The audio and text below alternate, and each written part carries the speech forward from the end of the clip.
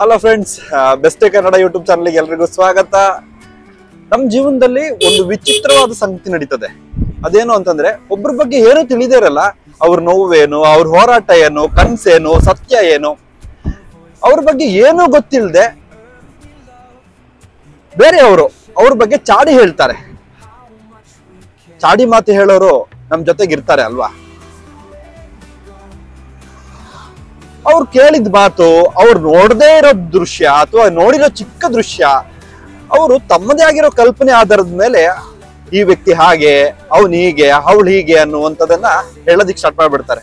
ಆದ್ರೆ ಸ್ನೇಹಿತರೆ, ಇದರಿಂದ ಏನ್ ಗೊತ್ತಾಗುತ್ತೆ ಅಂತಂದ್ರೆ, ಚಾಡಿ ಹೇಳೋರು ಇರ್ತಾರಲ್ಲ, ಅವ್ರ ಮನಸ್ಸಿನ ಅಂಧಕಾರ, ಅವರ ಅಜ್ಞಾನ ಗೊತ್ತಾಗುತ್ತೆ. ಈ ಚಾಡಿ ಹೇಳೋರ ಬಗ್ಗೆ ಮನೋವಿಜ್ಞಾನ ಏನ್ ಹೇಳುತ್ತೆ ಅಂತಂದ್ರೆ, ಇತರರ ಬಗ್ಗೆ ಹೆಚ್ಚು ತೀರ್ಪು ಕೊಡ್ತಾರಲ್ಲ, ಅವರು ತಮ್ಮೊಳಗಡೆ ಇರುವಂತಹ ನೋವನ್ನ ಹೊರಹಾಕ್ತಿರ್ತಾರೆ.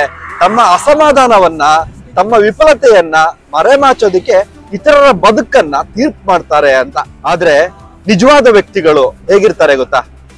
ವ್ಯಕ್ತಿಯನ್ನ ಹತ್ತಿರವಾಗಿ ನೋಡೋರು, ಅವರ ಕಣ್ಣುಗಳಲ್ಲಿ ನೋವು ಕಾಣೋರು, ಅವರ ಹೃದಯದಲ್ಲಿ ಕನಸು ಕಾಣೋರು, ಅಥವಾ ಅವರ ಹೃದಯದ ಕನಸನ್ನ ಕೇಳೋರು, ಅವರ ಹೋರಾಟವನ್ನ ಅರ್ಥ ಮಾಡಿಕೊಳ್ಳೋರು, ಅವ್ರು ನಿಜವಾಗಿರೋ ವ್ಯಕ್ತಿಗಳು. ಅಂದ್ರೆ ಅವ್ರು ನಿಮ್ಮ ಒಳ್ಳೆಯ ಸ್ನೇಹಿತರು. ಇವರು ಚಾಡಿ ಹೇಳೋರಲ್ಲ.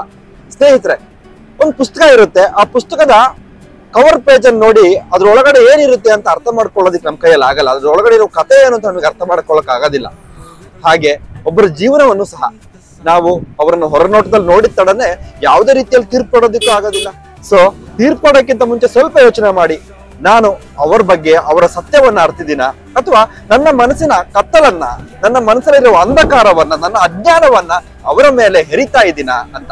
ಮುಂದಿನ ವಿಡಿಯೋದಲ್ಲಿ ಸಿಗೋಣ. ಅಲ್ಲಿವರೆಗೂ ಟೇಕ್ ಕೇರ್, ಬಾಯ್.